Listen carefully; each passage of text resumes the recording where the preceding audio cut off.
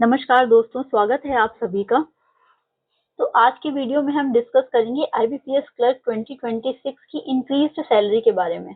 देखिए, अगर आप आईबीपीएस क्लर्क 2026 की प्रिपरेशन कर रहे हैं तो सैलरी को लेकर आपके लिए एक बहुत इंपॉर्टेंट अपडेट है। इस वीडियो को लास्ट तक जरूर देखिएगा, तब आपको क्लियर हो पाएगा कि आपको कैसे 2026 में अगर आप क्वालिफाई कर जाते हो तो आपको 2027 में कैसे इंक्रीज्ड सैलरी स्टार्टिंग से ही मिल सकती है। देखिए, आईबीपीएस क्लर्क में जो कैंडिडेट्स इस रिक्रूटमेंट साइकिल में सेलेक्ट होंगे उन्हें प्रेजेंट 12th बाइपर्टाइट सेटलमेंट के अकॉर्डिंग ही सैलरी मिलेगी। लेकिन इंटरेस्टिंग बात ये रहेगी कि जब वो ज्वाइन करेंगे 2027 में, उसके बाद जो नेक्स्ट बाइपर्टाइट सेटलमेंट है वो 1 नवंबर 2027 से ड्यू हो जाएगा। तो आज हम समझेंगे कि बाइपर्टाइट सेटलमेंट क्या होता है, 12th बाइपर्टाइट सेटलमेंट में क्लर्क की सैलरी कितनी बड़ी थी, और अगर similar veg revision 13th bipartite settlement में भी मिलता है तो फ्यूचर में आईबीपीएस क्लर्क की सैलरी अप्रोक्सीमेटली कितनी हो सकती है। आइए पहले समझते हैं कि बाइपर्टाइट सेटलमेंट होता क्या है। पब्लिक सेक्टर बैंक जो होते हैं उनके एम्प्लॉयज की जो सैलरी होती है सेंट्रल गवर्नमेंट के पे कमीशन से रिवाइज नहीं होती है। बैंक एम्प्लॉयज की salary revision mainly Indian bank association यानी आईबीए और बैंक एम्प्लॉयज की यूनियंस के बीच होने वाले बाइपर्टाइट सेटलमेंट के थ्रू रहती है। जनरली वेज सेटलमेंट का पीरियड जो होता है वो आपका 5 इयर्स का रहता है। इसी सिस्टम के अंदर अभी तक एम्प्लॉयज की सैलरी 12th बाइपर्टाइट सेटलमेंट के अकॉर्डिंग चल रही है। अब जानेंगे कि 12th बाइपर्टाइट सेटलमेंट हुआ कब था और इसके बाद कितनी सैलरी इंक्रीज हुई, क्या क्या हुआ, आगे देखते हैं। 12th बाइपर्टाइट सेटलमेंट की इफेक्टिव डेट जो थी वो 1 नवंबर 2022 थी। लेकिन इसका जो फाइनल आपका सेटलमेंट हुआ है, जो फाइनल सेटलमेंट साइन हुआ है कहेंगे, वो 8 मार्च 2024 को हुआ है। यानी सैलरी रिवीजन नवंबर 2022 से ड्यू था, लेकिन एग्रीमेंट बाद में साइन हुआ है 2024 में। एलिजिबल एम्प्लॉयज को रिवाइज्ड सैलरी के साथ एप्लीकेबल पीरियड का अरियर्स का बेनिफिट भी मिल जाता है। मतलब जो अगर ये लेट साइन हुआ है, 2 इयर्स का इसमें लगभग डिफरेंस रहा है, तो इसमें जो भी आपकी सैलरी का डिफरेंस रहा होगा वो आपको एक साथ अरियर्स में आपको मिल जाता है। 12th बाइपर्टाइट सेटलमेंट का पीरियड 1 नवंबर 2022 से आपका 31 अक्टूबर 2027 तक का रहा है। ठीक है, इसलिए करंट सेटलमेंट के 5 इयर्स अक्टूबर 2027 में आपके कंप्लीट हो जाएंगे। 12th बाइपर्टाइट सेटलमेंट में कितना वेज रिवीजन हुआ ये हम आगे चल के देखते हैं। देखिए, जो एग्रीड वेज रिवीजन था वो था 17%। जो पुरानी क्लर्क स्टार्टिंग बेसिक पे थी वो थी 17,900 और 12th 11 बाइपर्टाइट पे स्केल के बाद थी ये। और फिर जब 12th बाइपर्टाइट पे स्केल लग गया तो जो रिवाइज्ड स्टार्टिंग बेसिक पे थी वो 24,050 रुपीज हो गई थी आपकी। इसमें जो डिफरेंस आपका 6,000 के करीब आपका डिफरेंस आया था। ये जो रिवीजन रहता है आपका परसेंट में जो इंक्रीज होती है, ये डायरेक्ट 70% वेज रिवीजन का जो मतलब ये नहीं रहता है कि एम्प्लॉयज का बेसिक पे को सिंपली 17% से मल्टीप्लाई कर दिया जाएगा। न्यू पे स्केल डीए मर्जर, लोडिंग और रिवाइज्ड अलाउंसेस को कंसीडर करके कंस्ट्रक्ट की गई है। इसका प्रॉपर एक कैलकुलेशन सीट रहती है, उसके अकॉर्डिंग कैलकुलेट होती है सैलरी, तब इंक्रीज होती है। क्लर्क का क्लर्क की आपकी सैलरी थी वो कितनी थी? 12th बाइपर्टाइट सेटलमेंट के पहले ग्रॉस सैलरी आपकी 32,000 थी। आफ्टर 12th बाइपर्टाइट सेटलमेंट के बाद आपकी जो ग्रॉस सैलरी थी वो 40 से 42,000 तक हो गई थी। आप सीधा सीधा ये मान सकते हैं कि जब 12th बाइपर्टाइट सेटलमेंट लगा था तब जो सैलरी इंक्रीज हुई थी वो लगभग आपकी 8 to 10,000 सैलरी इंक्रीज रही थी। उसमें ग्रॉस सैलरी में आपकी डिफरेंस जो आया था वो 8 to 10,000 का डिफरेंस आया था। ठीक है, इसके बाद आगे चलते हैं 13th बाइपर्टाइट सेटलमेंट में कि 13th बाइपर्टाइट सेटलमेंट कब ड्यू है, कब तक ये इम्प्लीमेंट हो सकता है। देखिए, करंट 12th बाइपर्टाइट सेटलमेंट 31 अक्टूबर 2027 को आपका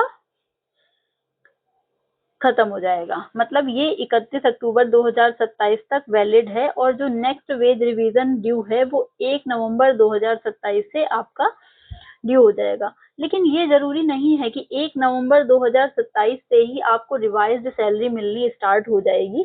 ऐसा पॉसिबल हो सकता है जब जो नेगोशिएशंस होते हैं आईबी और यूनियंस के बीच में वो बहुत जल्दी फाइनलाइज हो जाते हैं और उसमें फाइनल सैलरी स्ट्रक्चर वगैरह जो भी है उस पर ओके कर देते हैं। नेगोशिएशंस और फाइनल एग्रीमेंट में टाइम भी लग सकता है, 1 साल 2 साल। जनरली देखा गया है कि 2 इयर्स के अप्रॉक्स लग जाता है। फाइनल जो इम्प्लीमेंट होता है सैलरी स्ट्रक्चर उसमें लगभग 1.5 इयर्स टू 2 इयर्स तक आपका लग जाता है। ठीक है, एग्जाम्पल के लिए 12th बाइपर्टाइट सेटलमेंट 1 नवंबर 2022 से इफेक्टिव था, लेकिन फाइनल एग्रीमेंट हुआ था मार्च 2024 में साइन हुआ था। इसलिए 13th बाइपर्टाइट सेटलमेंट अगर 2028 या उसके बाद फाइनल होता है तब भी फाइनल एग्रीमेंट की कंडीशंस के अकॉर्डिंग जो आपका वेज रिवीजन रहेगा वो 2027 से इफेक्टिव तो रहेगा, बट हाँ जो भी आपका टाइम ड्यूरेशन अगर एक्स्ट्रा लगेगा तो वो एक साथ आपको अरियर्स में मिल जाएगा। अब ये देखते हैं 13th बाइपर्टाइट सेटलमेंट अगर लगता है तो आपकी सैलरी में कितना हाइक हो सकता है। लगभग अगर हम मान ले लास्ट जो 12th बाइपर्टाइट सेटलमेंट हाइक हुआ था उसके अकॉर्डिंग या उसके आसपास लेकर चलते हैं। अगर 15% का सिनेरियो रहता है तो आपका 47,150 ग्रॉस सैलरी तक जा सकती है। 17% रहता है तो 47,970 तक जा सकती है। अगर 20% सिनेरियो रहता है तो 49,000 तक जा सकती है और अगर 25% तक रहता है तो आपकी 51,000 तक सैलरी जा सकती है। Current IBPS clerk gross salary को एग्जांपल के लिए अगर हम 41,000 मान लेते हैं तो फ्यूचर में आप मान सकते हैं कि आपको 8 to 10,000 का इंक्रीमेंट देखने को मिल सकता है। इसे हम फिक्स नहीं कह सकते हैं कि इतना ही आपका इंक्रीमेंट होगा, कम भी हो सकता है, ज्यादा भी हो सकता है। 8,000 की जगह 6,000 है, हो सकता है 10,000 की जगह आपका 15,000 हो जाए। ये तो जब फाइनल आपका 13th बाइपर्टाइट सेटलमेंट साइन होगा तभी आपको पता चलेगा। लेकिन हाँ अप्रोक्सीमेटली आप लेके चल सकते हैं कि आपको 13th बाइपर्टाइट सेटलमेंट के बाद लगभग 8-10 हजार, जो मैं एक नॉर्मल बोलूंगी तो 8-10 हजार रुपए एक्स्ट्रा सैलरी में इंक्रीमेंट देखने को मिल सकता है। ठीक है, अब देखिए ये क्यों मैटर करता है। 2026 कैंडिडेट्स के लिए ये मैंने इतना सब क्यों बताया, 13th बाइपर्टाइट सेटलमेंट के बारे में क्यों बताया। देखिए जब भी हम प्रिपरेशन करते हैं एग्जाम की तो सबसे इम्पोर्टेंट हमारे लिए होता है कि हम कैसे अपने आप को मोटिवेट करें। तो जब भी किसी गवर्नमेंट एग्जाम की प्रिपरेशन करते हैं तो सबसे इम्पोर्टेंट है हमारे लिए फाइनेंशियली इंडिपेंडेंट होना। अब फाइनेंशियली जब हम इंडिपेंडेंट होंगे तो ऑब्वियसली हर इंसान चाहेगा कि अगर मुझे 30,000 सैलरी मिल रही है तो मुझे 40,000 मिल जाए सैलरी।